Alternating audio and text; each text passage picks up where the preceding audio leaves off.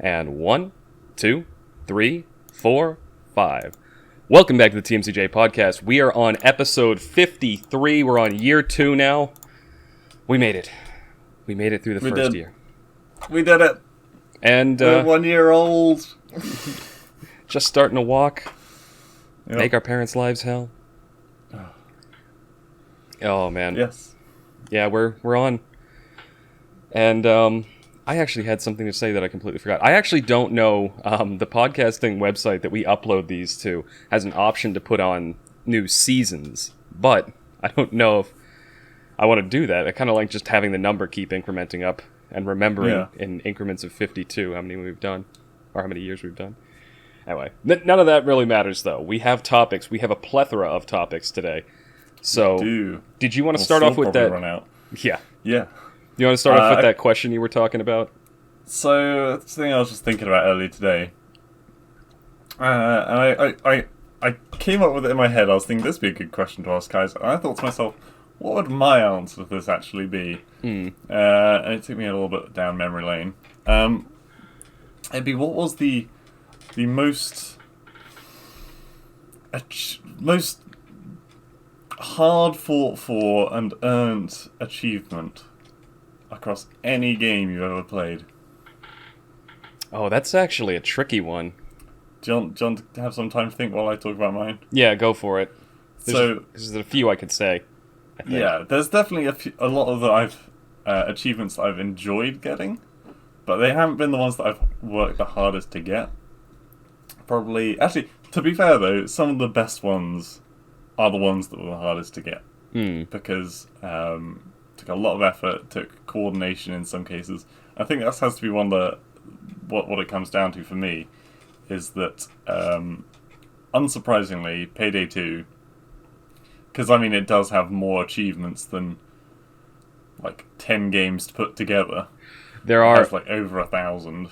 That's what Halo Master Chief Collection is like, because it's 5 games now, 6 actually, stapled all into one. It has something like, I think it's like 700 achievements. Yeah, this one has, so I'm just trying to find the exact number now. 1,246. Right. Anyway, so the achievement that took me like a long time. It's not even completing the game, because completing the game is very tough on this, because you actually need to get you need to complete basically all the story missions, and then you also need to get 20 specific achievements unlocked, which are random based on your profile, based on whatever sequence of code the game gives you. And then you need to go into this incredibly difficult underground place under the White House, do a puzzle while being constantly attacked, and then shoot someone in the head. No, not that one. It's a level that you have to do on the hardest difficulty with a full team, and no one is allowed to get downed. Not even like knocked. By like cloakers that can one-hit knock you. Like if they just get within melee range, you're knocked, and none of the team can get knocked, and it's the hardest difficulty. God. I did it like a few years ago now, I think, and so it was a team of 4, and it must have taken us hours and hours. I think we actually came back to it for 2 days running, just trying to get a stupid achievement done, and there was a lot of frustration and rage and probably name calling because there's gonna be that. It happens. But we finally fucking did it, and oh my god, the relief and the so good. So I'm trying to think on this. There's a few things that pop to mind, but the one that comes to mind most recently is just one that I did very recently. So I have 100% achievements on Into the Breach now, which it takes. Those are easy achievements, though. To be fair, yeah, it's time consuming to get through them, and you unlock this secret squad that you can use after that.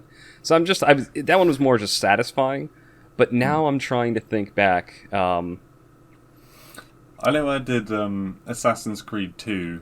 There was an achievement for getting all the sequences 100%, 100%ed, so you had to do all the bonus stuff in each mission. Yeah.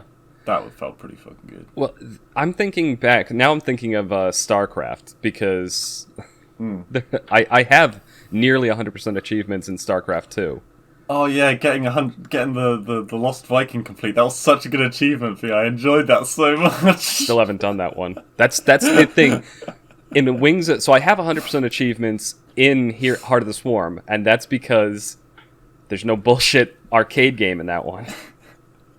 I like how you're so good at the game, but you can't do the stupid minigame. That's the only thing stopping you. I can play through the campaigns easily on Brutal. I can't play a fucking bullet hell shooter to save my life, so I'm never gonna have the fucking 100% achievement. You know what's even funny? I've got that twice. So bad.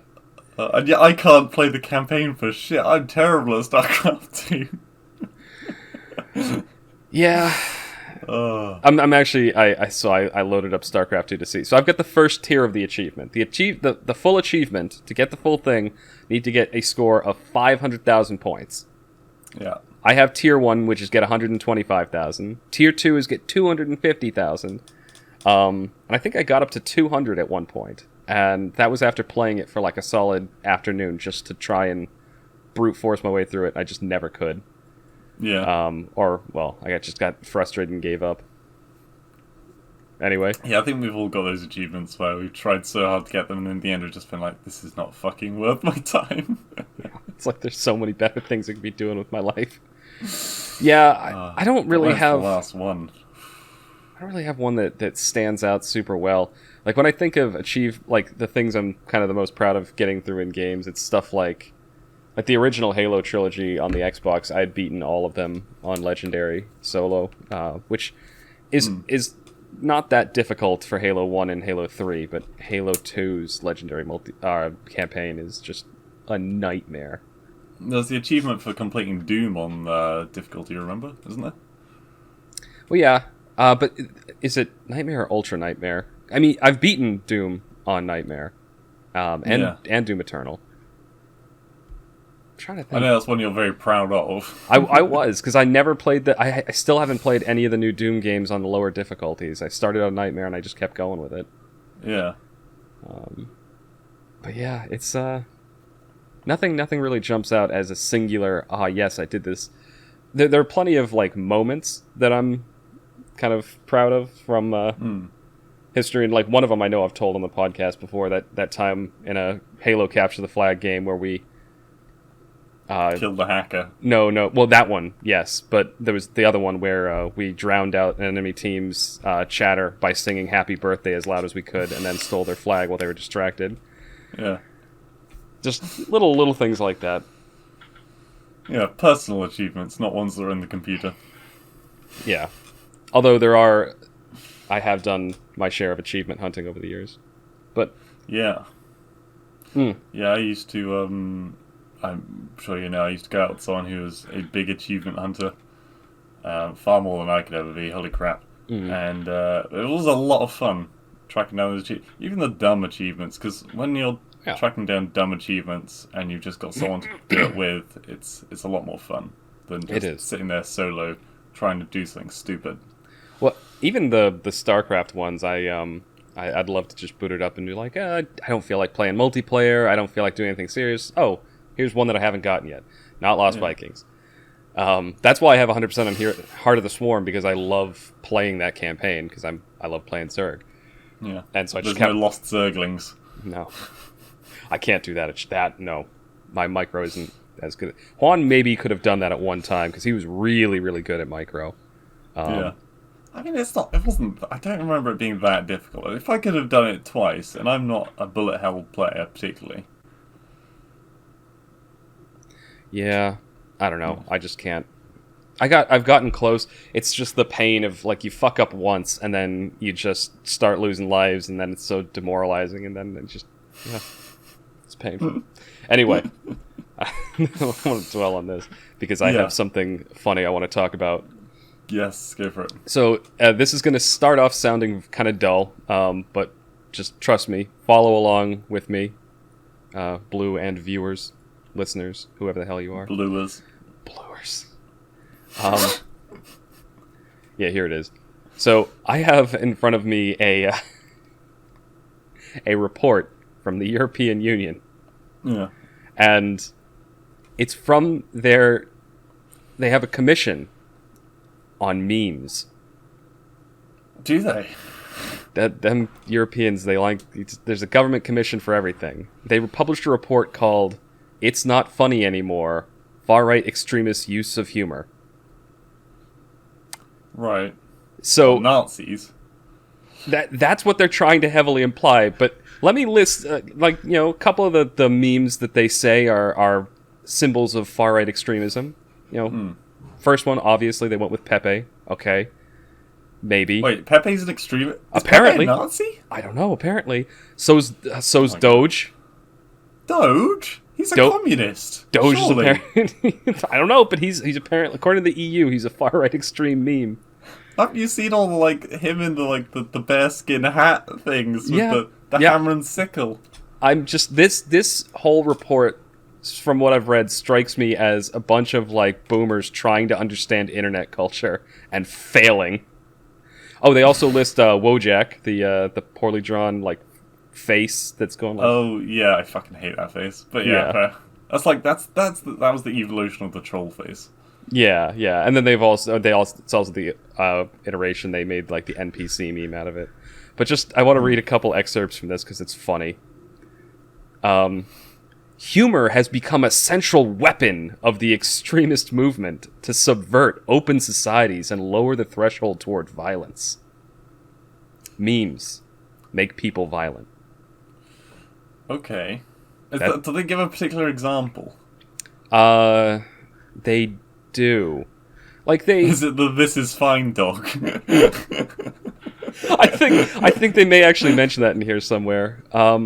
But no, they mention the fact that basically what they do is they point to a couple cases of the far right terrorism. And what? No, not Harambe. But they go through and they point to them and they're like, these people shared memes. Therefore, memes caused these people. This is like that whole thing about, the OK symbol becoming white supremacist. Yeah, which is... But the thing is, it was a troll. It started on a message board and people were like, hey, let's say that this means, it's a WP. And then somebody took it seriously. Yeah, no, someone in a courtroom, an actual supremacist, used it in a courtroom because I think he thought it was legitimately a white supremacist thing, and then that is a new level of humor where you say something sarcastically, and then everyone takes it seriously to the point where it becomes real. And then suddenly someone at Disney gets fired for doing the OK symbol. Yeah. Anyway, so the report goes on. It gives some further reading. It actually references Know Your Meme in the report and has a link to the website. But Nazi headquarters, and Know Your Meme. It also references Urban Dictionary. Oh my god. So this is, top... All I can think of is just, these people get paid, right? Who is paying them?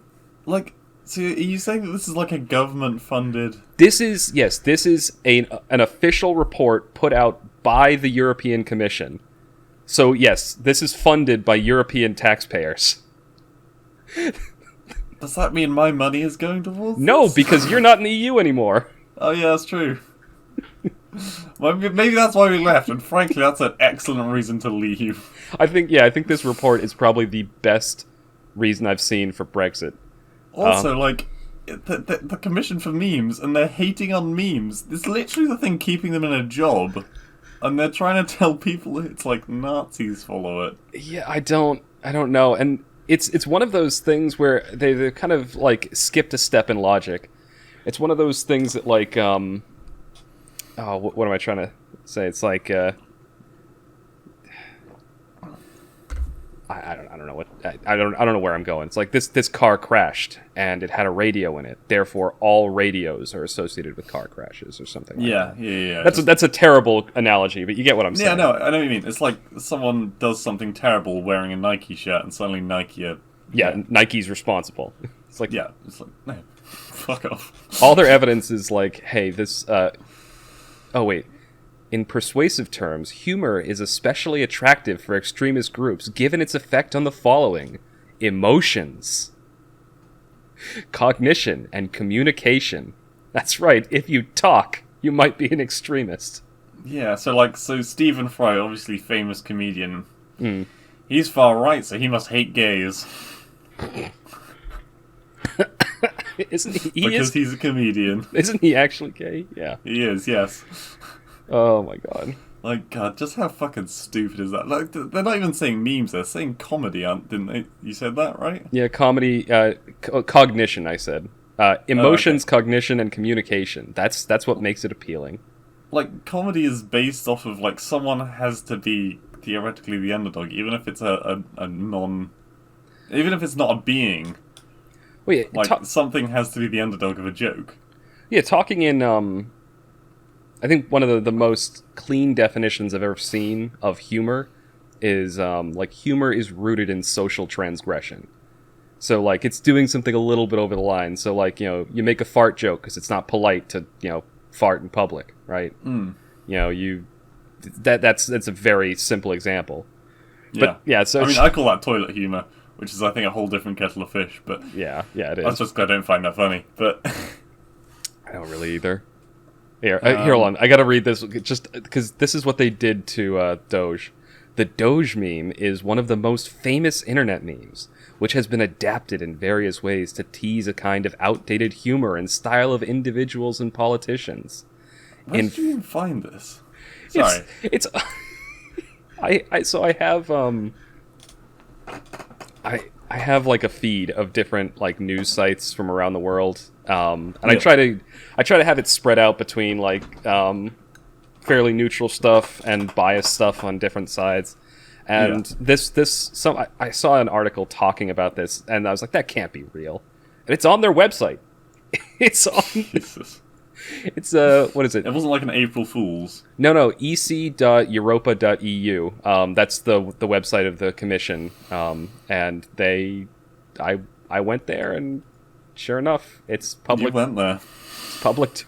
You can go and see it. Oh my god. It's just it's so fucking good. Can't make shit like that up. All right, I don't want to dwell on it too long. Is there a section for comments on that? Because I feel like if there is, there's going to be full of people being like, damn it, Moon. No, You're a communist again. No, it's an official government website. So, like, you can, there's probably a way to, like, submit a question or something like that. But there's no comments. You think the government wants to hear from the people? Pepe hands? Oh, you can't do that.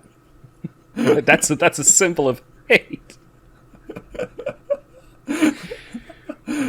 So fucking... PogChamp. Oh my god. Anyway, yeah, it's if I remember, I'll put a link to this in the the description of the podcast. I probably will forget, but it's really easy to find.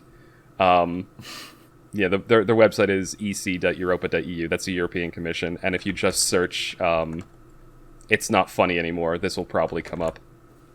Because that's the title of the document. Honestly, the title of the document makes it sound like a parody. Well, no, that the title of the document, like, actually kind of makes it like some memes don't age very well. Yeah, but that's like any kind of joke. Like, some jokes don't age well. Yeah, but well, I mean, some jokes go into like infamy.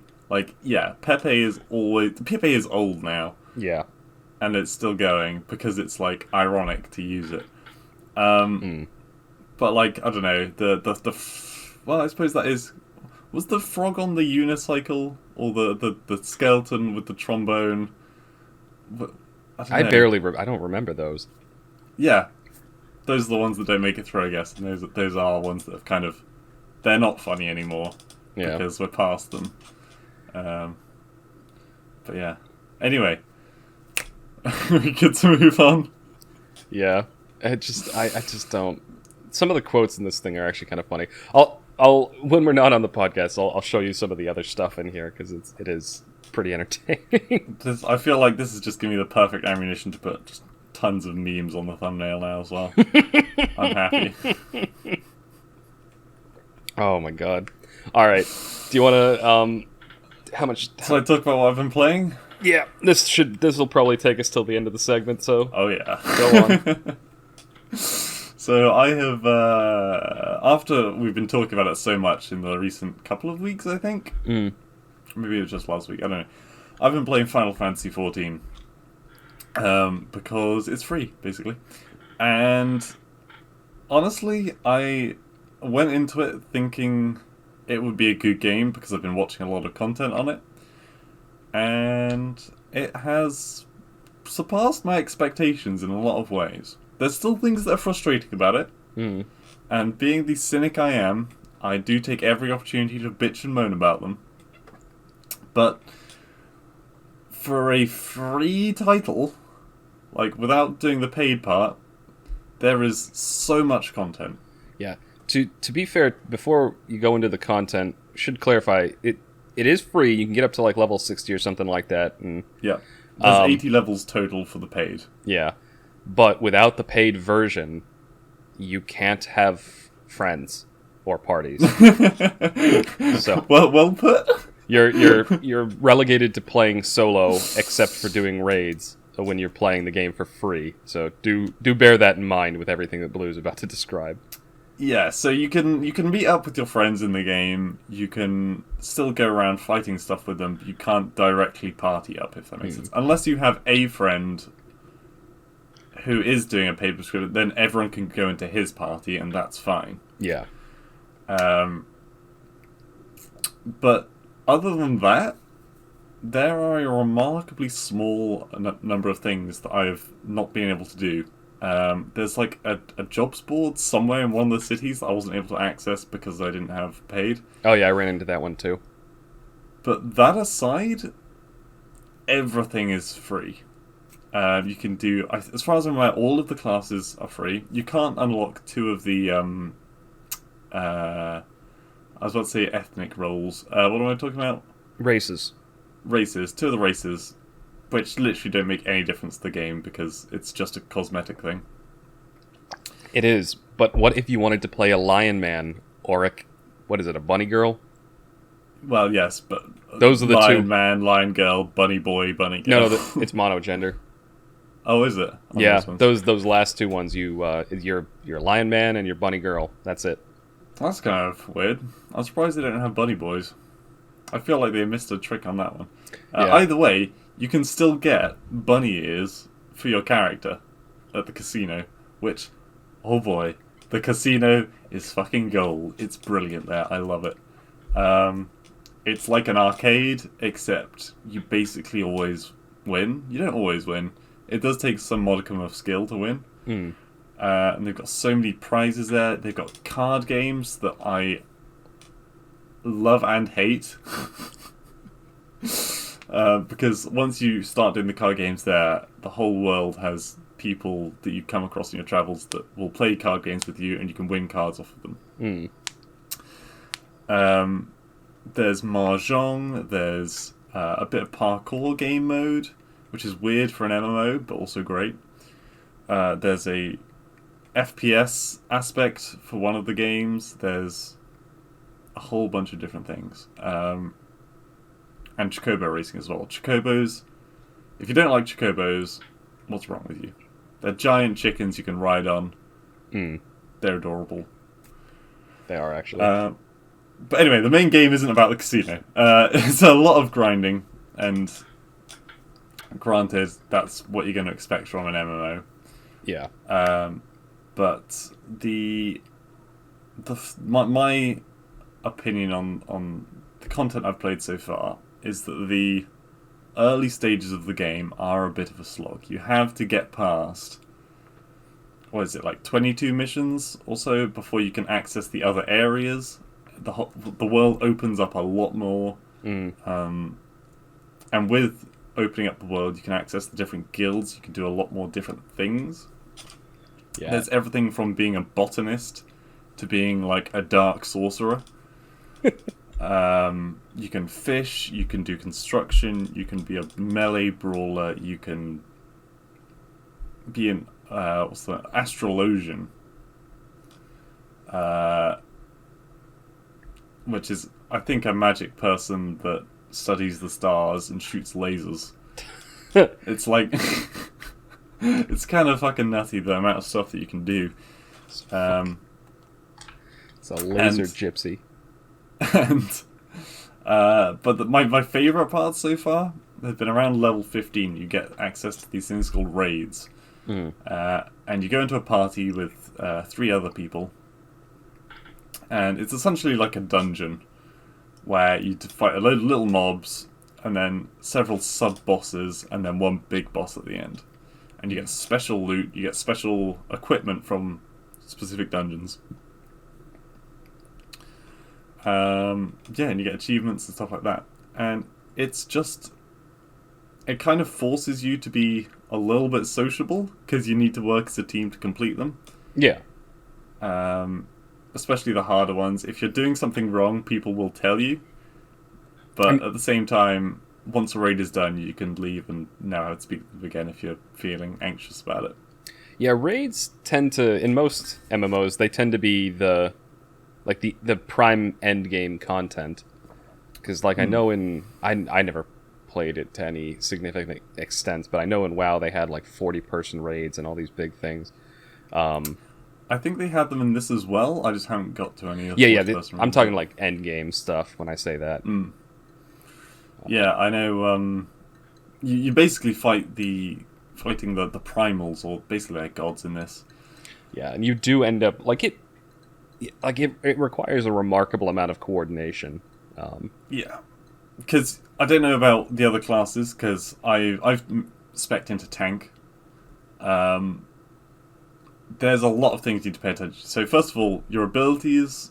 There's like particular orders you need to do them in to get the most damage. You need to also. I need to personally put on a lot of protective shields so that the healer doesn't have to spend all of her mana healing me up, trying to keep me alive. I also need to keep the enmity, which is the basically keeping all the enemies attacking me instead of the rest of my party.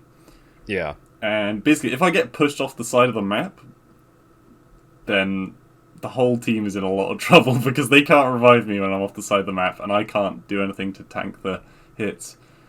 Same with if the healer dies, I'm going to die pretty quickly because I can hold out for a little while, but I can't get any health back without the healer. Yeah. And if the DPS dies, it's just going to take fucking forever because me and the healer have to just slowly grind away at the boss. Yeah, you can see kind of how even in these small scale raids, it requires a remarkable amount of coordination. Yeah. Especially when there's more than one enemy or objectives you have to do while in the boss room. Because quite often you're fighting the boss and then like 3 glowing pillars will appear. And the team has to interact with those pillars or the boss will suddenly get a lot harder and quite easily wipe the raid. Wipe being like kill everyone in the party. Yeah. That was something that was nice with Destiny had raids too. I didn't really do them that often.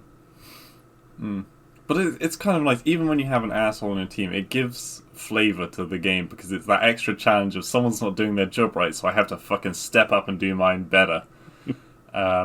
Like, if someone's attacking a bunch of different enemies, the ones that the rest of the group attacking, then those enemies will attack him instead of me. So I have to make sure I'm attacking more than one person at the same time, so that they're all attacking me. Or if like the interaction things come up and people aren't doing them, then I have to either start screaming at them in chat, or I have to somehow find a way of doing it myself without getting hit, because I'll get interrupted if I get hit. I'm enjoying it a lot, but yes, there is a lot of grinding to this game. I would recommend it, especially seeing as it's a free game. And I think if in like a few months' time, when I've finally completed all there is to complete in the free section, I think I will be happy to pay for a subscription. Because although it's pretty expensive, it's like £10-12, so what, $15 a month? The quality that I've seen so far has given me enough faith that I think I'd be happy to pay that much. Yeah, it is a fairly pretty game, and there does seem to be a lot of content. I've been playing along with you, not nearly as far as you are. I think my one character. You've got a lot more stuff happening in life, to be fair, at the moment. There is that, and plus this weekend, which we will talk about in the next segment, the beta for Halo Infinite dropped, and I got access to it. They only gave it out to a few thousand people. I got it. Your boy stole one. That's right. Earning me the enmity of a couple of my friends who desperately wanted to play it. Enmity. Do you not know what that word means? Well, I was just talking about it in regard to stealing the attention of enemies. I didn't know it was an actual word. Do you know what the word actually means, though? The attention? No, enmity is like hatred. Okay. Enmity, like if you have enmity for someone, you despise them, you hate them, you're angry at them. I see. Yeah. I see. Which is why I think you'd use it as a taunt ability. You use it on them. Yeah, no, it makes sense. They come at you. Yeah. But a little dictionary lesson, a little grammar lesson at the end of this segment of the podcast. It's funny how you teach me words that, like, kind of older words that people don't use these days. And I teach you words that we just say in England that you don't say over there. I've gotten weird looks before, I think because I spend so much time, like, interacting, in conversation with you for this podcast, a lot of it. I've actually started using phrases and like sentence structure that is idioms. That's more common over there that isn't common here, and I get weird looks from coworkers sometimes because it sounds odd because I'm developing. My accent was already a weird hybrid because my dad has like more of a Massachusetts, Boston kind of accent, and my mom has a Midwestern accent. And so mine ended up being a weird combination of the two. A combination of country and city. Yeah, and then now I'm mixing in a little bit of England with my already hybridized accent. Anyway. All right, that's going to be the end of segment 1 of the TMCJ podcast. Thank you all for listening, and you'll hear us again momentarily for segment 2.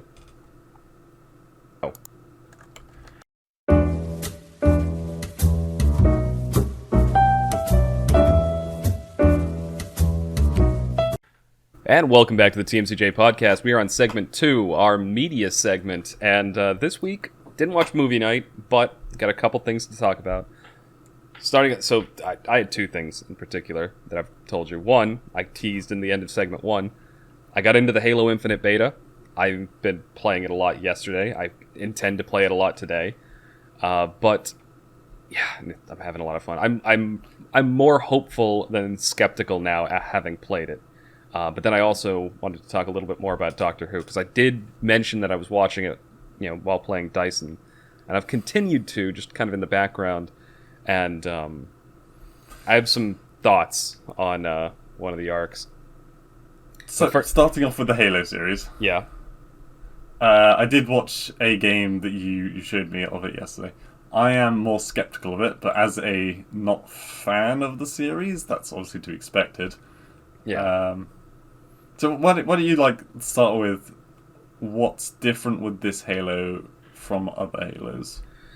So my major complaint with the way the Halo series has gone in recent years is that you had Halo 1, and that's the genesis. It was like just an awesome shooter. People loved it, and it propelled almost single-handedly the Xbox to where it was. To it actually became a brand capable of competing against Sony and Nintendo.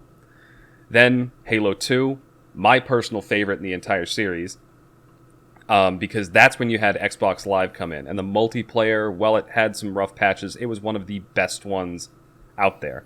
And then just the ability to get on and just be talking to people on a console game, that was awesome. It was a much different time. You didn't have private parties, and you had proximity chat. So if somebody was calling you a little crybaby bitch, you had to listen to it. It was a magical time.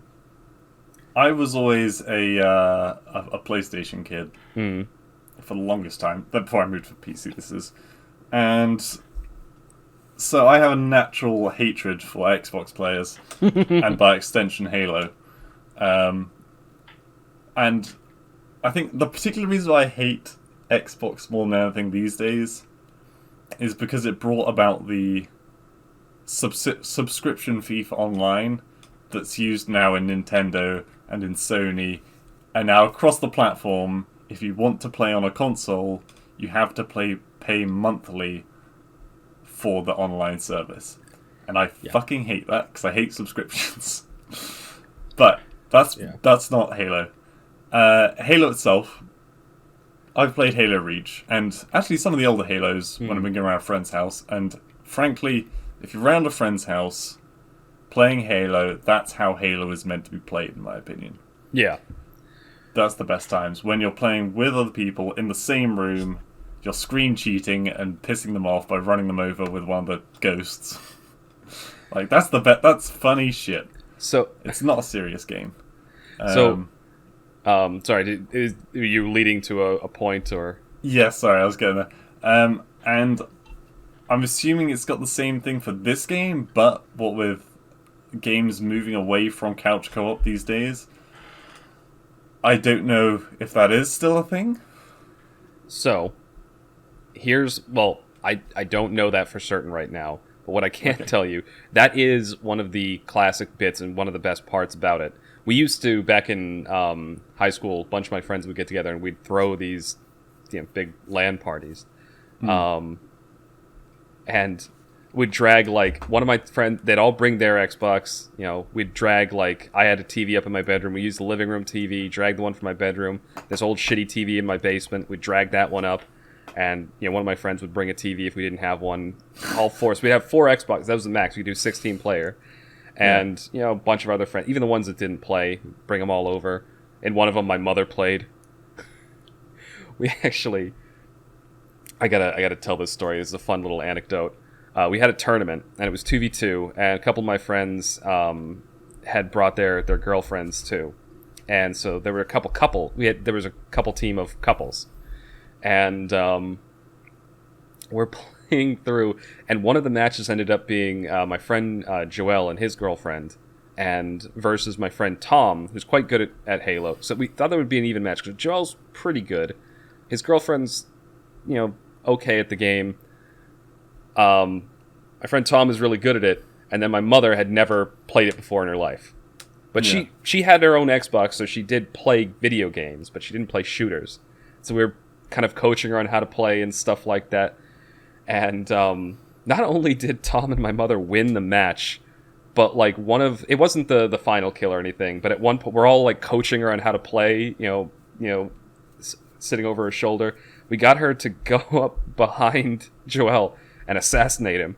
He hit somebody in the back with a melee, and it's an insta kill.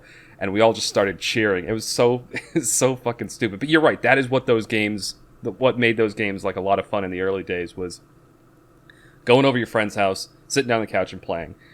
They got rid of that in later releases. This is where one of the ways that Halo 5 went significantly wrong. Not only did they have no like multiplayer, sit on the couch, play together, they had no local co-op. It was all online. So if you had a friend over and you wanted to play on co-op, you had to have 2 Xboxes, you had to be online, and you had to have 2 TVs. Like they completely got rid of the couch co-op thing, and it was a big blow when that came out. But Halo 4 was trying way too hard to be Call of Duty. Halo 5 got a little bit closer to the old Halo feel, but they added in all these weird mobility abilities that just didn't feel like they belonged in Halo. But this game is starting to inch even further back towards feeling like an actual Halo. There's still a few things that have been added in, but they're not that obtrusive anymore. Like, the core gameplay still feels a lot closer to Halo 3 than either of the two before it. Like, there's Sprint, which got added in at one point. Again, Halo never had that. You just had a flat movement speed. But even now, the Sprint is very minor. It doesn't make you move that much faster. The weapons have a nice chunky feel to them. They have zoom on all the weapons, but it's just like an optical zoom. It doesn't actually change the accuracy of the guns. There's a wide variety of different guns. They got rid of well, at least in the beta, I haven't seen any of the stupid fucking hit scan laser weapons. It's What do you mean? You using one? Oh wait, hit scan. No, sorry. No. yeah. You might want to explain hit scan to the audience. Oh yeah, I think so. Hit scan it's referring to the idea that like there's no time delay between when the bullet leaves the gun in the game and when it impacts whatever you're aiming at. So if I shoot somebody 100 yards away, that bullet hits them near instantaneously. There's no delay, there's no bullet drop off, there's nothing. So it's impossible to like kind of bob and weave and dodge. And they're hyper accurate. Yeah. So they've moved away from that as far as I can see. The map was bland and mediocre, but it was just a arena like MLG style map.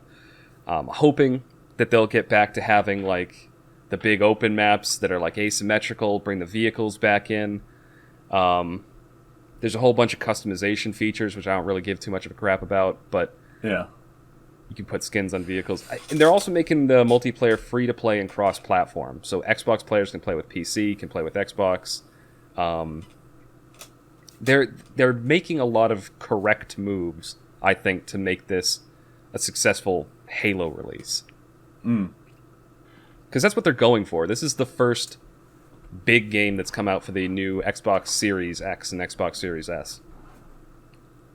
So I think they're trying to go for another Halo 1 level release where it comes out and it basically makes the console. Do you think that they will do what a lot of games do, in that they'll start off hyper accurate, hyper serious Halo franchise only stuff, and then they'll start doing what I'm going to now start calling the golden spoon path, where they start making batshit stupid, crazy, funny costumes and weapons for the game. Do you think they'll go down that route? Because that is sellout. I'm saying it now, it's sellout. They might do skins like that, but I don't think you're going to see that happen with weaponry. One thing that Halo has always done well and always taken very seriously is their sandbox. Like, the weapons that are in the game are all very well balanced to work with each other, right? And I think that they're going to keep going with that. Like, that even the Halo games that I didn't really care for too much, they took that seriously. So I don't think you're going to see, like, a comedy weapon pop into the game and break it. Well, the reason I say that is because they're showing a couple of signs of degeneracy, alright? First of all, battle passes. Now, these aren't big signs of degeneracy. First of all, is there a real-world cost to the battle pass, or can you do it without paying a dime? They have indicated that there will be both varieties, but one thing that they have also said is that the battle passes never, like, go away. So if you buy a battle pass, right, and okay, that's something. And like a new say you don't play the game for 2 months, and now that's 2 seasons later, and there's 2 more battle passes, you can still earn XP on the old one that you purchased. You don't have to like more rush like it. Buying a DLC than a battle pass. That's what they're trying to do. They're trying to give you it's more like a DLC that you slowly unlock, and there's no like rush, like, oh, I gotta play this right now, otherwise I'll lose everything, and you just end up throwing $10 down the drain or something like that. They're even with the battle passes, they're making like right moves, in my opinion. Like, if they're gonna put it in, doing it this way is probably the best way to do it. And then the second, far more worrying degeneracy, the loot box system. I don't think they have loot boxes. Do they not? Nope. Okay. What they do, you can buy. They have those boosters, but what those are like, you get more XP to get the battle pass faster. Yeah, I mean they're a little bit annoying, but much like in HOTS, I don't think they really matter. Yeah, that's the only thing that I've seen. But as far as I've seen, there are no loot boxes, and I haven't heard them say that they're going to put anything like that in. Yeah, okay, so they've gone for a kind of Rainbow Six Siege style, where you got a battle pass and you can buy boosts if you want to, but it's completely unnecessary. Yeah, like in the beta, they gave you like 3 3,000 points of test currency, which is enough to buy everything that's in the store in the beta. And so I bought a couple things, bought the battle pass, in there because it's free in the beta, just to test out and see how it worked. And it's one thing I'll say in the beta is that they seem to be. The more I see of this game, the more I think that they're taking the correct attitude towards putting it out, because in the beta is glitchy, but in game, in the actual gameplay itself, I've only encountered one glitch, and that was if two people try to pick up a power weapon at the exact same moment, they both get it, which is kind of funny. To be fair, though, you still get that in Payday 2. If you're picking up thermite the exact same tick, you both get it. Yeah, so it's not. There's some instability. There's that, but the gameplay itself is solid. The bots are functional, if a little easy to fight. The guns and shooting mechanics all work very, very well. All of the glitches I've found have been in the menus, in the loading screens, in the connection. So it'll drop connection to the server sometimes. The menus will start blinking on and off. Occasionally, if you look at an item, it'll just be blank. And the game has crashed a few times, but only in the menus. The game itself has been very, very stable, which tells me that that's where all their effort has been going, and I like that. That is good. That's a good sign. The real test will be when it's PvP. I feel like they've gone for quite a safe beta. PvP is Sunday, so they're doing bots yesterday and today. And they've been rotating through a few maps. I've played on 2 of them so far. They only added another one in last night, and then supposedly sometime midday Sunday they're going to be unlocking the PvP mode. So 4v4. And if any of the viewers want to see some of this content, it's on the TMCJ YouTube channel. If you want to see what it actually looks like for yourself. Yeah, I will be putting together a video for next week that'll actually go out before this podcast gets released. Yeah, that's why I was saying it in the current tense as opposed to. Yeah, so by the time this podcast goes out, that video will be live on the channel. Yeah, exciting stuff. Yeah. All right, where are we at? Other thing is the continuing to completely different tone. Doctor Who. Doctor Who, yes. I've been continuing to watch it. We always have things to talk about on Doctor Who. Yeah, I've been continuing to watch it, and we sang the praises the last time we talked about it of the David Tennant arc. We also shat on it pretty hard. Well, little column A, little column B. It's still one of the best arcs in the new. Oh yeah, no, sorry, David Tennant we didn't shit on. It was the later series. Yeah, it was the later series. I was going to say. Yeah. But I'm on the 4th season of him, where he's with Donna. The character that did find very endearing. One thing I'm finding in this series, and I'm not sure if it's intentional or not, but much more so than in the 4 seasons or the 3 seasons that precede this one, there's a lot more questionable moral decisions. Yeah. And I think they're kind of leading up to this. Because in the final arc where they do all the movies and he dies and transforms into the next Doctor, it ends up just I think what you're seeing in this season, and this is something that I just thought of now because I was actually going to shit on these things that I was about to say, but now I'm starting to think, well, maybe this was actually purposefully done in the writing. Right. He in this season he acts a lot more angry, a lot more terse with people. He's a lot less forgiving when people are, just doing something that he doesn't like. He's a lot less. He's had it with people's shit. Yeah, he becomes a lot less empathetic in this arc. You end up people who got completely brainwashed and taken advantage of. He basically just shouts in their face, and even when the people that person somewhat redeems themselves and sacrifices themselves to save everyone. I feel like you're talking about a particular example. I'm trying to work out who it is. All right, well, let's. So, it's not going to be spoilers at this point. That's true. I didn't know if you wanted to try and take a guess or if I could just go. Oh no! Okay, give me a clue. All right, it is a genius person. In the end, near the Donna times. Yeah, it's midway through the Donna arc. I I don't think it's. No, that's Capaldi anyway. No, wait, it's not Capaldi. It is David Tennant.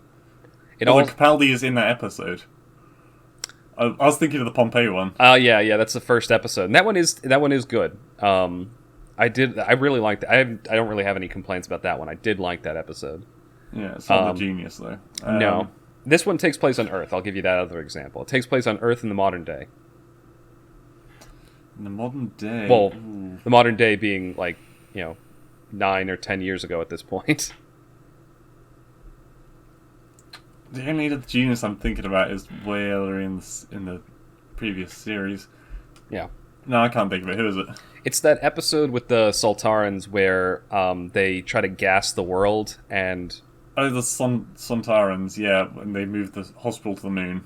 Nope, that's a different... No. That's where he recruits Martha. That's the previous season. Yes, true. So you'll talk about the one with the cars. Yep, yeah, where they... The fucking genius in the... That guy was a prick, dude. He was a prick, but... How do I put this? He was a prick... He did leave him to die or something, didn't he? Yeah, basically. So he was a prick, and but he was essentially being manipulated. Like, they took advantage of the fact that he was insecure, alone, and isolated, and then they used him to essentially kill off the planet. And when he gets rejected by the people, the students that he was kind of training, like, he's just kind of completely shattered, like curling up on a ball on the floor crying. And I did always think it was kind of ridiculous that a supposed boy genius was tricked by an armoured potato. But I think they tricked him by playing on his emotions and his insecurities.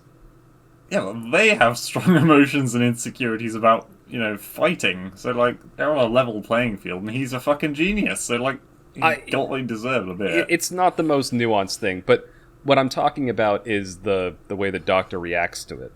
Because when the kid realizes that everything's gone wrong, the doctor goes to his place to use the teleport thing to get up there and confront the Sontaran people, and he just basically shouts in the kid's face and tells him to get the fuck out of the way. And then the kid does have a redemption arc. Like, he teleports himself up to the ship to trade place with the doctor and essentially blow himself up. Yeah. Saving everyone. So he does redeem himself, but there's not even a second thought given to it. Like, doctor's just like, oh, hey, I'm alive, cool. Nothing. Not a moment, not a speck of sympathy for the person that just blew themselves up. To save everyone. And him. Well, I mean, he died a noble death in the end, so I guess that's something. Yeah, maybe I'm thinking too far into it. But there are other examples too. That's just one that, the most recent one that I saw. Mm. Yeah, I think one of the things they missed was that they made, and let me finish this tape, because there's something that I very much don't mean, and there's something that I very much do mean, and that is that they've moved away from politics, but they've moved into real-world politics, which... As in, they start trying to teach you a lesson about the world's politics, which they're not really in a position to do. But they've moved away from the politics of, do you remember the Adipose episode? Yep. Where they were like, the villain was... It was like... they were targeting obese people for a reason. Because they were making children, and that has so many fucked up parts to it. I wouldn't say the monster was it wasn't a very good monster, because there wasn't really... The monster was a human. Yeah. And... It was a, that was a very nuanced episode. Yeah, and the same with, do you remember the Blitz one with, Are You My Mummy? Yeah. Fucking terrifying episode if you're a kid. That was a really good... I mean, it's terrifying for me as an adult when I watched it. Yeah. And that was like a kind of a hygiene thing. It was talking about the Blitz. It was someone who made a mistake and, medically altered a child. Yeah. Well, and then you've got... Well, just going back to the fat one, the adipose one, Like, even that one, it's critiquing kind of the fact that people don't, they think they can use science to basically counter their own poor decision making. Like, oh, I got fat, but I can just take this magic pill and look, I'm losing fat. Playing God kind of thing. Yeah, but there's consequences. And, then there's the fact that, like, even the villain, like you said, there's a bit of moral ambiguity there. They were essentially trying to repopulate, get some fresh, I don't know, young to revamp their species, and but they were doing illegal daycare or something. Yeah, and then the woman who was doing this, she thought she was going to be rewarded, and they just threw her away and killed her. Yeah, there's a lot of nuance. They did do a critique of like real world things, but they did it in a very subtle way. Yeah, and they weren't speaking directly to camera when they did it. Yeah, there was a lot more layers to it, whereas these days it's more like, here's an evil person, they want power. Yeah. So you have to blow them up with their own thing to teach them a lesson. But it's like, put it this way, I bet there's no story out there in the fucking history of the universe talking about converting human fat into illegal daycare children.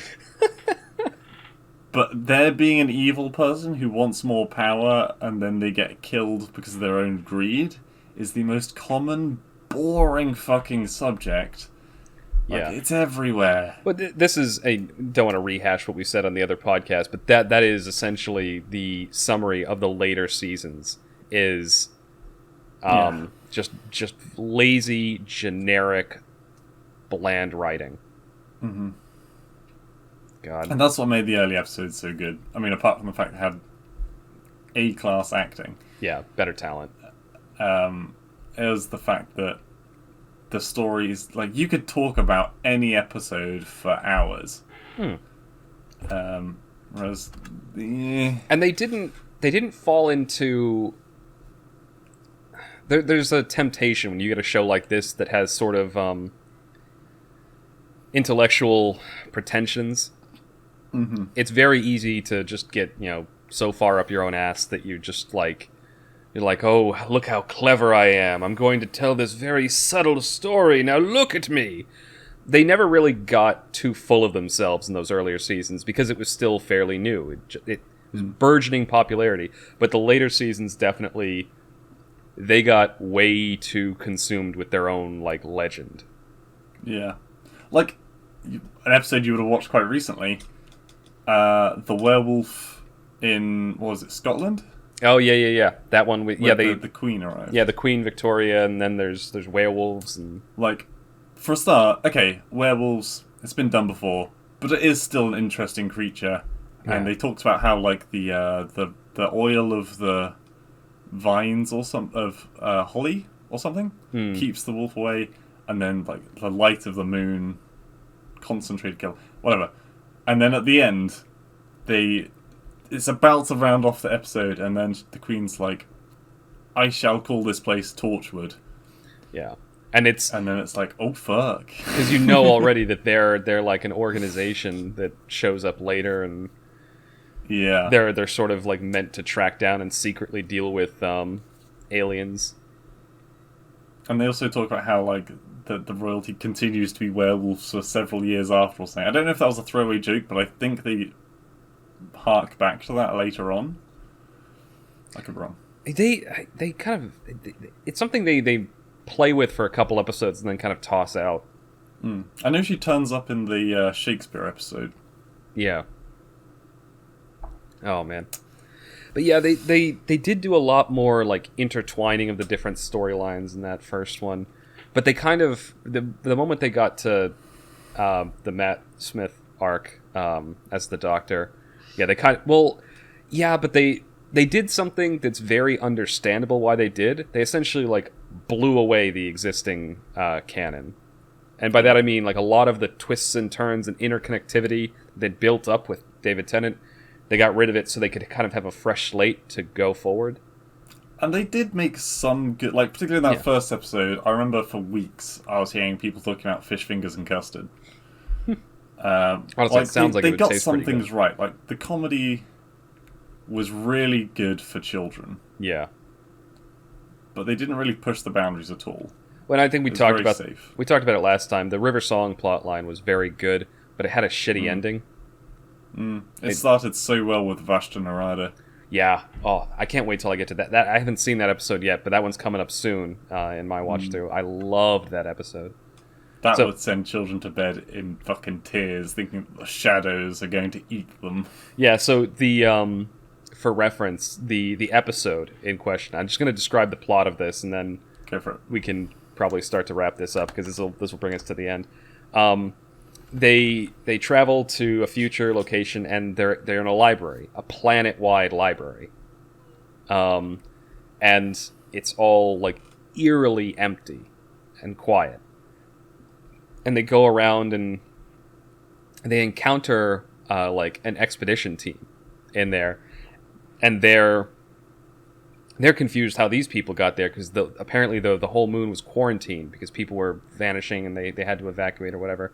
And it turns out that there were these little kind of like microscopic like mite things that essentially function like piranhas, but when they're all together in one cloud, they look like just a shadow or like a dark area. So as a predatory species, they move from shadow to shadow, and so if they get into the darkness, or if you go into the darkness, they could just fucking eat you, and you're down to like bones in seconds, just like with a piranha. And so it became a big horror thing of like, you have to always stay in the light. You can't go into the shadows because if you see these things, then, or if you walk in there, you might be eaten by these things in 2 seconds. It was a harrowing episode and just really, really good. Yeah. Episode that make you fear the dark. Yeah, I think when it comes down to like, I mean, it's not a horror series. It's not about making people scared every time, but like, the ones that freaked me out as a kid are the ones that I remember, and I remember them being really good. Yeah. Like I said, I couldn't watch that Blitz one. It was like the third time I watched it that I actually finished watching it. There was one in a hospital that was all about disease and like these people that had all the diseases. Yeah, that one grossed me out. That was horrible to watch, but I still remember it, and I guess that's what makes a show good, is when you remember something. It had that kind of variation. That's kind of the thing. I like, and you can really tell that because the first season, I remember first all the David Tennant stuff in the first season, the one before that, I remember most of the episodes pretty vividly. When you get to Matt Smith, I remember some episodes pretty well, but not most of them. And then when you get to Capaldi, I remember like a couple scenes that I found funny. And then when you get to the new chick, what's her name? I can't even remember her name. I remember like 2 things, and they're the things that pissed me off enough to make me stop watching the show. And apparently she's stepping down soon. Yeah, and they're saying that the show's going to continue. So, right, I was gonna say I don't know if they're gonna cut it there, or I think what it needs is, much like they did before, they need to cut it, give it a few years, come back to it with a fresh, renewed effort with new director, new actors, new scenes, bigger budget. And maybe do another canon wipe again like they did with the beginning of the Matt Smith thing. Like, they didn't do a hard reset, but they did a soft reset. Like, got rid of the lives. No, remember how like in the beginning of the Matt Smith arc, they like blew away all of time and space and then brought it back? Oh, what with the last episode of David Tennant being when the Time Lords returned. That's another point, actually. That one did happen, but I was actually thinking of the one where Matt Smith is like in a box and they blow away the universe, like all the stars are disappearing. The Pandora's box. Yeah, that one. Yeah, what did they do in that? Like, they removed the Doctor from time and space. Yeah, and then blew everything up and then brought it all back and then unlocked him or something like that. It was a very interesting. Yeah. Anyway, let's end it there because now we're retreading old ground at this point. Yep. All right, this is going to be the end of segment 2 of the TMCJ podcast. Thank you all for listening, and you will hear us again momentarily for segment 3.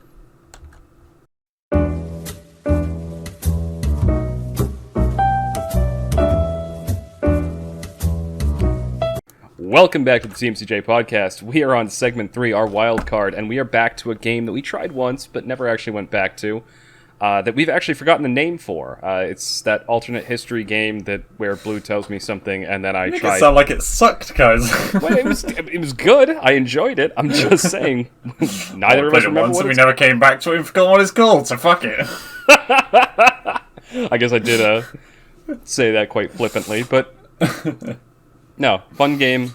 So he's going to give me a scenario and I'm going to suss out based on my knowledge of history and geopolitics what would happen in this scenario. And then always at the end of once we've worked out kind of what's happened to the world, we work out where we would be within that scenario. Yeah. Okay, so the first alternate timeline is... Oh, fuck. I've written down a place that's really hard to get to. Okay, first one. What if back in, let's say around medieval times, when the Crusades are happening, and that kind of thing, and basically all the countries are fighting to make their religion the one true world religion. Yeah, which was probably what was happening at the time. Yeah, but going on into the future, the religions become the head of a country. And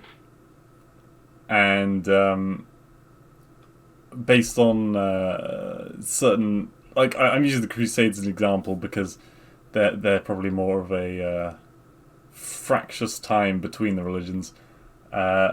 Basically, what would happen if religion took over the world? Like, they were in charge.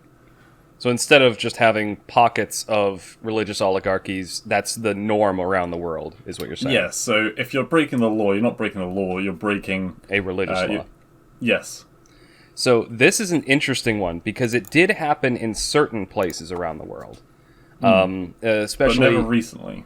No, like, probably the most recent one would have been, like... Well, actually, technically, that's the system of government in Iran right now. The head of state is actually the head of the religion in that... Head of the church. Oh, dear. Yeah, in that country. And it did happen in the Ottoman Empire. They had the Caliph, who was the head of the Islamic Caliphate, which was a state religion. Yeah. So it was a lot. The reason it pops up a lot, just a little fun trivia fact, the reason it pops up a lot, especially with Islam, is that their religion actually includes like a codified rule, like list of laws and things, and prescribed ways you should behave. With other religions like Confucianism and Christianity, Judaism, they have like some hard things written down, but they're more like moral and philosophical. They're less hard and fast. And there's definitely more chilled. I say chilled religions, like in Buddhism. Like they have, they're I don't know if it's still a fact, but like the head of Buddhism, I can't think of his name now. He was like the leader of the country for the longest time. Well, you see this with a couple different religions. Like you saw in like ancient India, their rulers were actually like this warrior priest class in a lot of it was. I say India thinking of the modern country, but it was actually like a dozen different countries all around the area. So let me try to think. So if basically if we came to the modern, does it all have to be under one religion, or is it just all countries, all areas are ruled by a religion? So particularly around Europe, Christianity would be the overarching ruler. So probably Rome would become the capital of like Europe. Yeah. Or wherever the Pope happened to station themselves. Because remember, for a while, the Pope was stationed in France. Although that probably wouldn't have happened because the whole reason it happened was the King of France was like, "F you, Pope, you're not my boss," and he took him up to France to have him closer. Yeah. Okay, so if we're talking specifically about, like European civilization, but ruled by religion rather than heads of state. Well, for one thing, I think that would mean that Europe as a whole would probably be a lot more unified. Like, because you think so? Yeah, I do. Oh, unified through fear, though. Not necessarily through fear, but it would, because you have the way Europe kind of came to its current state is you've got, like, German philosophy and French philosophy have a lot of similarities, but then you get to, like, you can actually see where, like, natural boundaries in Europe split countries apart, and then philosophies develop differently. Like, the European Eastern nations develop differently than the Germans develop differently than the French, and then you go up to England and it's completely different because you guys were getting invaded from every side, and then you had the native Celts there, which weren't even native to the island. They actually came from mainland Europe and then went over look at a map of, like, the genetic distribution in the world and, like, how the different migratory patterns happened. Like, most of the people who live in Europe are actually descended from peoples that migrated out of Central Asia. Right. So it's fascinating to look at this stuff, but I'm getting lost in the weeds. Do you think North America and South America would be united under one rule? It's entirely possible. I also think that there'd be less of a diversity of language, because everything would probably be more Latin-based because the church, that was their language. They speak, so they expect everyone else to, yeah. Yeah. So I'd expect that. I would expect there to actually be a further, like, to science to have gone a lot further. Because really? Because there wouldn't have been there would be a lot less inter-European wars. There'd be wars outward, but there'd probably be the reason. I don't know, what does Russia? What's the Eastern Orthodox? Right. So there might be some differences there. The Eastern Church versus the Roman Catholic Church. I think that would be the major fault line in Europe, like within Europe, and maybe one of them would fight for dominance. If that did happen, I'd expect the Roman Catholic side to win, just because the Germans, French, and Spanish and the Italians they were also much better militarily than the Eastern blocs at the time. True, but the Eastern bloc has a lot more extreme conditions. There is that. Hard to fight over there. There is that, but I wouldn't think. Well, then again, I don't know, but Polish are Catholic. Poland and Lithuania, like, almost conquered all of Europe at one point. Right. Anyway, sorry, I don't want to get away from this point, but the reason I think scientific progress would have proceeded further is the time period that you talked about is where there were a lot of religions around the world, and several of them came to the conclusion that nothing is real because, God or spirits or whatever can change everything at will, so studying the world has no inherent value. Studying religious texts is more valuable. Whereas a lot of the Christian faiths came to the conclusion that, God created the world, and therefore, if we study the world, we will come closer to God and understanding God. And so that's why you saw an explosion of science in Europe at that time. Up until that point, the Middle East was kicking Europe's ass in terms of scientific development.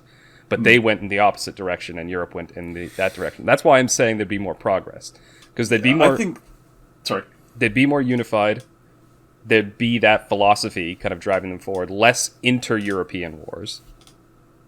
I think there would be.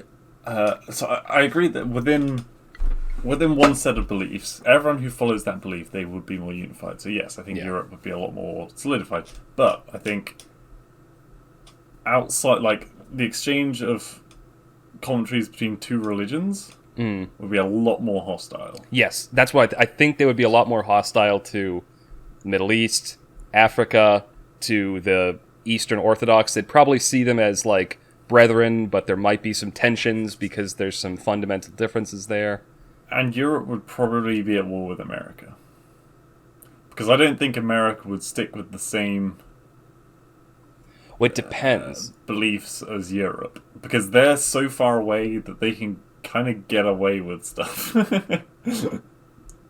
That's true. America might become... Because to a lesser extent, America was a lot of people that came over here originally were people trying to get away from the old European establishment.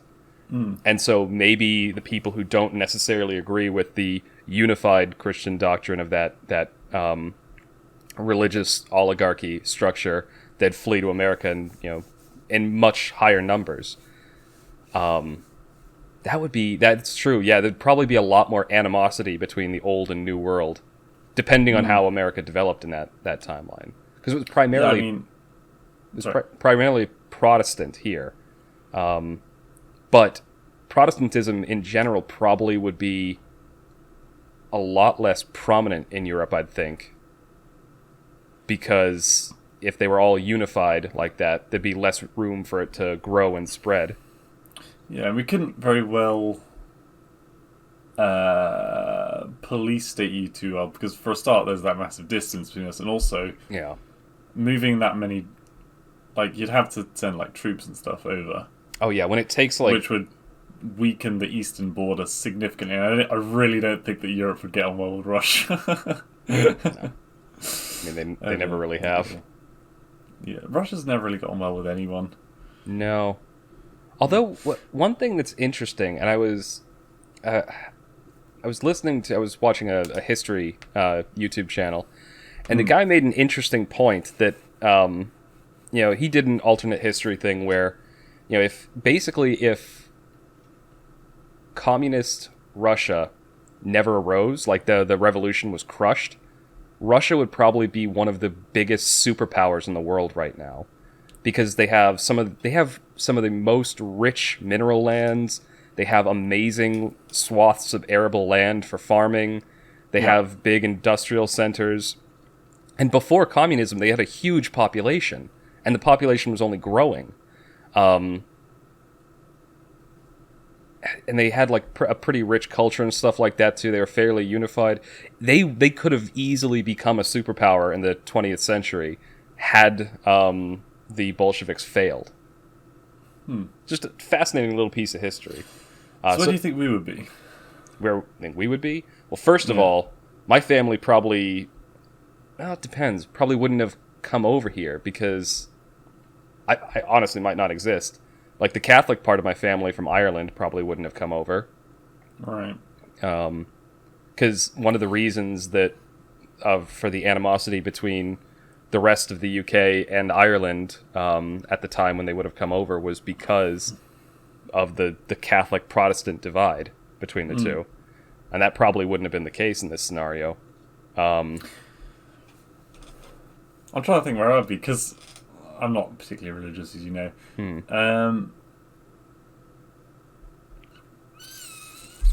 don't know. I don't think my life would be all that much different. Yeah.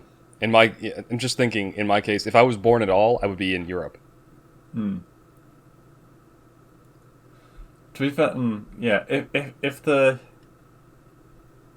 capital of the religion, if the head of the religion was kept in Italy, I imagine that area of Europe would be a lot more affluent, because there would be the people trying to get close to the church. Yeah, the head of state. And so I guess England would be kind of a bit more of an afterthought, probably more like a dividing an area to get to America. So I'm sure there'd be a lot more. Yeah, I don't know, trade and transport coming in and out of England. It'd essentially be just an island as a port city, essentially. Yeah. So I don't know. That's interesting. You ready for the second one? Yeah, let's hear it. Speaking of travelling across the sea, 10 years from now, so this isn't really a history one. Second Industrial Revolution. Yeah. Or whichever industrial revolution it is. It'd be a technological revolution if we're talking about the next 10 years. And it fucks the environment hard. Yep. And all the land masses of the Earth submerged underwater. what would happen to the world when there is no land left? Like, they still have soil and stuff. There would be, well, first of all, there would be some land, even if all the ice melted and like Yeah, I know, but you would still have, but you would have islands essentially, and those islands would be the remnants of some of the taller mountains. yeah, not much farmable. There's not much you can get out of a mountain, is what I'm saying. No, they become more arable by virtue of them being closer to the water, but it would take a long time for them to be that valuable. So I think so a few things. Whatever.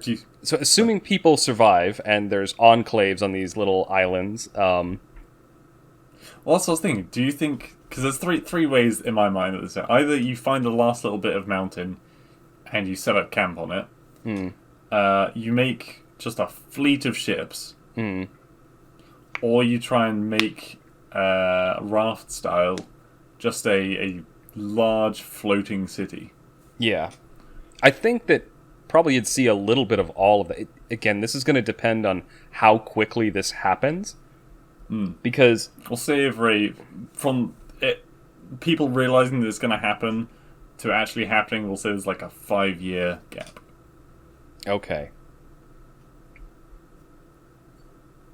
So God, 5 years, that's very rapid, because if we're talking about like enough to wipe out most of the land on Earth, like, that means it's going to be rising pretty quickly. So coastal cities would be gone in like the first year or so.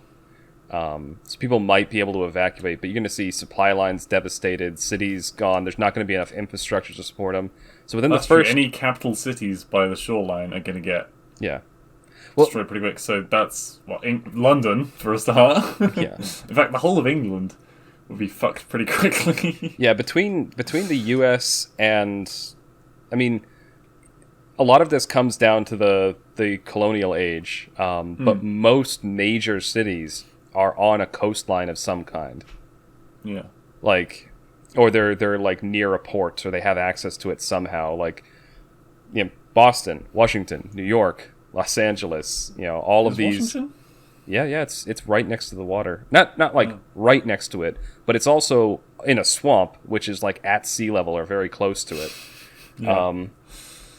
Then you've got cities in Europe. I mean, Venice is fucking gone. Or they could. I mean, how long does it take to make like a fucking tower? Like, if you built just like a solid, you know that the flood's coming. And so I'm making it sound like it's a religious thing. And so you make like giant cemented pillars coming up from the ground, and then when the water hits, you'll still have that platform up there to... Yeah, you'd have to mobilize quite a significant amount of resources to do that. But, I mean, it's possible. Like, China's proved that you can basically build an entire city from scratch in like 10 years. So, if your sole purpose is to make something survivable, yeah, you could do that within. But you'd want to do it somewhere high, like above sea level to start with, because like I said, the coastal cities are gone within the first couple of years, if we're talking about this scenario. But I think either way, you're going to lose vast swaths of the population. Like, we're probably... If the world population is still at or above 1 billion by the end of that 5-year period, I'm surprised. I mean, if you think... if everyone went into, like... They were like, alright, forget the jobs that we don't... that are nice jobs that we don't actively need, and they all just went into, like, shipbuilding, or... just learning engineering. Yeah, I mean, don't get me wrong. There are ways that if this went well, then you could probably keep a decent amount of the population alive. But what I'm thinking of is resources and logistics. Like, just if you track the supply chain that's needed just to make like a pencil, it's crazy how intertwined the supply lines are. So, if you're having flooding, you're losing major cities, you're losing major ports, big places with a lot of infrastructure in them, you're going to see people are going to starve, basically, is what's going to happen. I just had another thought. Also, massive man-made forests would have to be made, because all the forests in the world are going to get fucking drowned. Except for oxygen the ones in supply, mountains. Like, they're actually... You got pine forests and stuff up on mountains. percentage-wise, though, I'd say like over Oh, yeah. 90% is probably below the. Yeah. Yeah, they'd be below the water. So the oxygen supply is going to start cutting out. So they have to build man-made forests above the ground. Not necessarily. You can do a similar thing. The whole reason that we have a majority oxygen atmosphere is because early days of the Earth, a couple billion years after it formed, like most of the atmosphere was like carbon dioxide and stuff, and it was microscopic organisms, like photosynthetic microscopic organisms in the ocean, big algae things and stuff that would eat that carbon dioxide and put out the oxygen. So they could do something similar, maybe prepare like massive cultures of these things that would be able to convert the or keep oxygen in the atmosphere. But the thing is, there's a lot to think about in this one. But I think the primary thing is, no matter what, you're losing huge amounts of people, because you're not going to be able to feed them. There's going to be panic, there's going to be riots, there's going to be flooding, especially in poorer countries where they don't have the money to evacuate or build towers and stuff like that. That's what's going. I think you and me would be fine. I think me especially would be fine, because we have the means to mobilize, because it's a very small amount of people in England compared to and compared to the amount of countries. land we have, I think the U.S. population is somewhere in the neighborhood of 340 million people, and we have just an absolutely enormous amount of land, most of which is above sea level. But when I think about like Africa or India, I mean, for a start, I don't think. I think India's fucked. The northern places where they can get up into the mountains, into the Himalayas, they might be cool. But I was going to say China's probably fucked, but with the amount of industry that they have there, maybe they could keep up with the demand. Sorry. Yeah, I know you're trying to figure out if your camera's blurry. I leant forward and it's fucked it. China, I mean, both of those countries would lose tons of people, though, just because of their huge populations. Like, they're already... right now, they're running out of water, and that's in a decent, climate. India and China are actually posing... they could go to war in the next 10 years or so over water, because China's making dams to try and preserve water and make sure their people have enough. And those dams are blocking water that goes to India, which also is having problems with water. And then there's Japan in their mix. Yeah. They just make Japan, shit. Japan's actually probably in a decent spot, because they have a ton, the core of the island is just mountains. Tons and tons of mountains. I guess, I was going to say they would flood very quickly, but then I guess they do have a lot of verticality to it, so... Yeah. Maybe it wouldn't be so bad. Yeah, I think that's as far as I can get with that one. I think Russia would have a lot of landmass still, because they've got so many mountains. Oh, yeah, the Ural Mountains, all throughout the core of the country. There's a mountain range that goes right through it. I think that'd be fine. Yeah. They don't have a huge population to begin with, and they have a ton of land they could work with. The real tragedy is when they run out of vodka. That's when shit really gets scary. Okay, one more I think we've got time for? Yeah, one more. Yeah, it's almost perfect timing. So, I have a choice of two. What about... Where do you think the world would go if... Okay, so VR really kicks off. And it gets to a state where it is much like Sword Art Online, where you can literally completely lose consciousness and just be in this other world where you can hear, touch, smell... taste. It's basically exact replica of real life. But some people still need to be in the real world to, make sure the machines are still running, that people are fed, that kind of things. Do you think that would be like the point where everyone, where we stop progressing as the human race? Because personally, I think given that where people could just,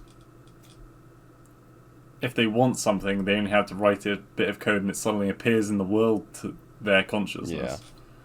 Like, why would they bother progressing in the real world when they just have the best possible life in this imaginary world?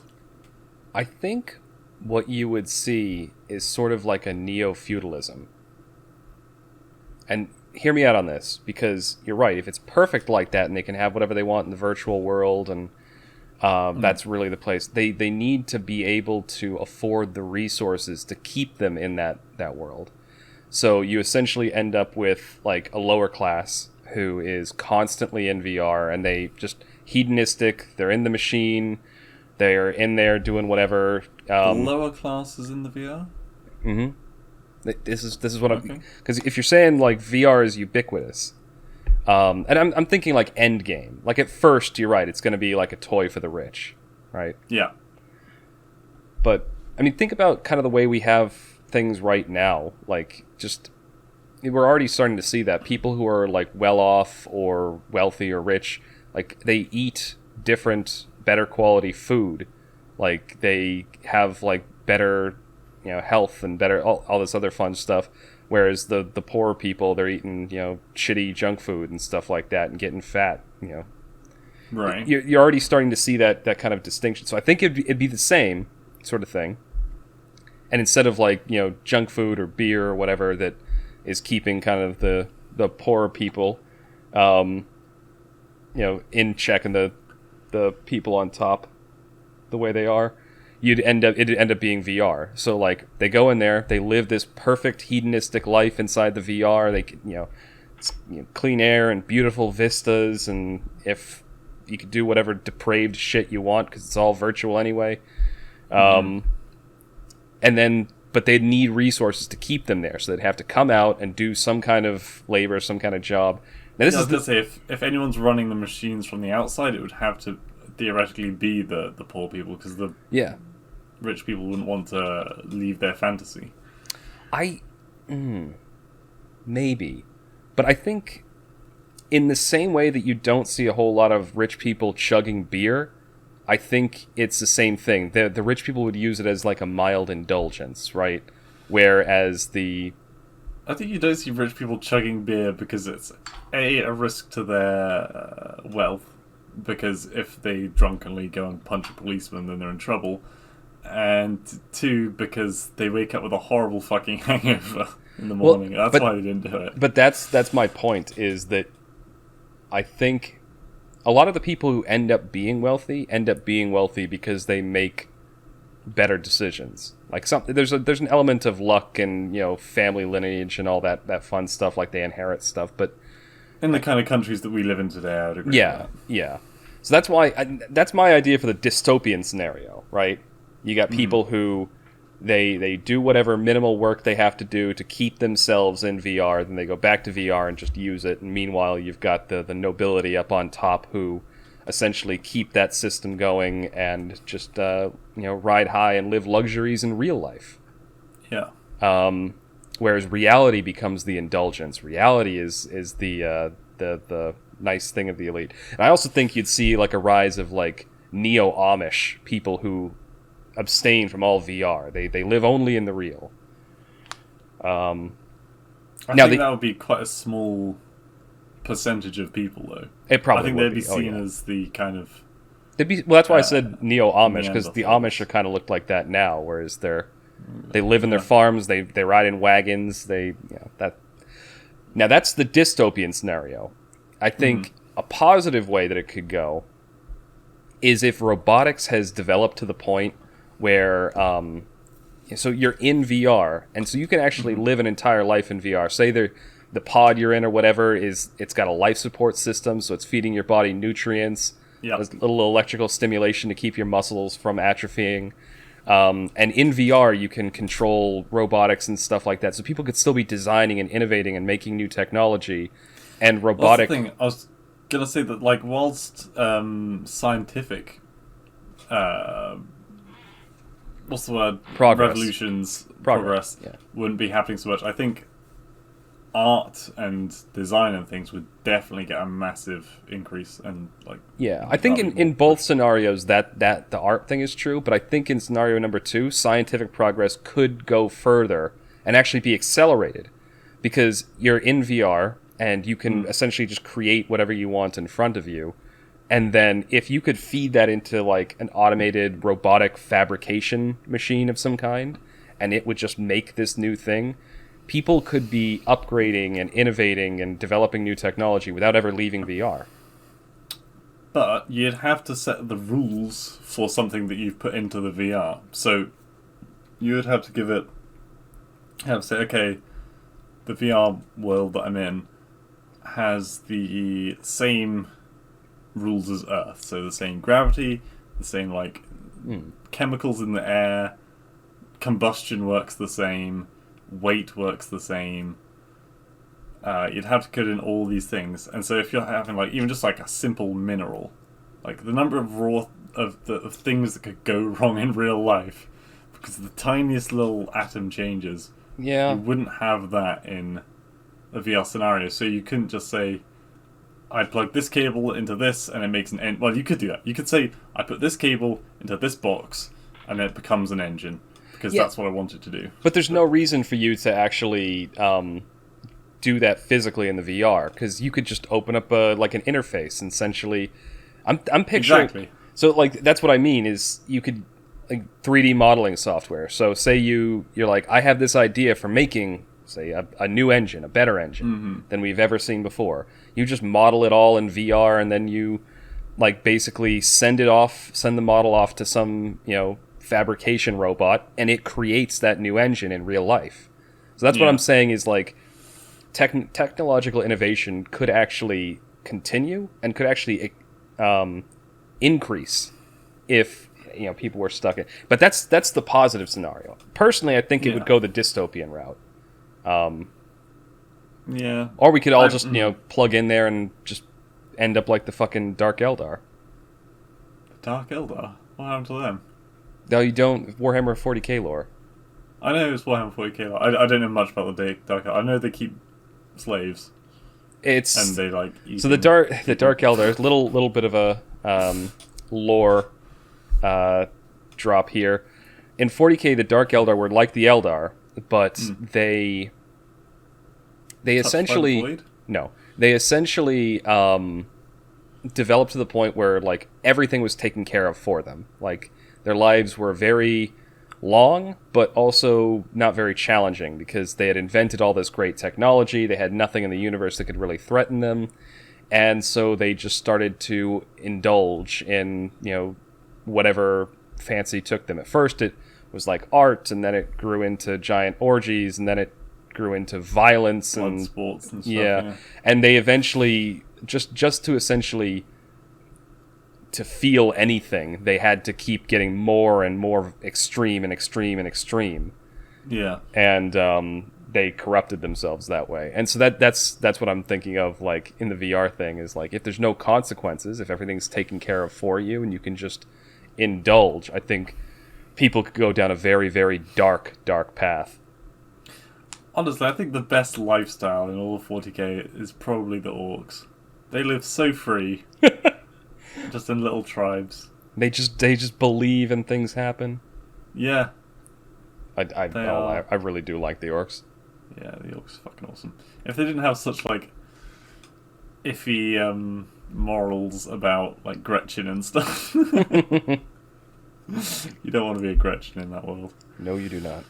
Gretchen being these little tiny orcs that the other orcs would occasionally just brutalize or eat for fun. Yeah, the Gretchen kind of does do the building and stuff for the orcs, and then the orcs kind of just kick them around and stuff. Sci-fi lore. Yeah. All right. Well, that was fun. I liked those. Those were good. Thank you. But yeah, any final thoughts before we close out? We better watch a film this week. Yeah, we really do need to. I have a couple that I have been thinking about for a while too. Whenever it gets back to me. Anyway, this is going to be the end of episode 53 of the TMCJ podcast. Thank you all for listening, and you will hear us again next week. Have a splendid week.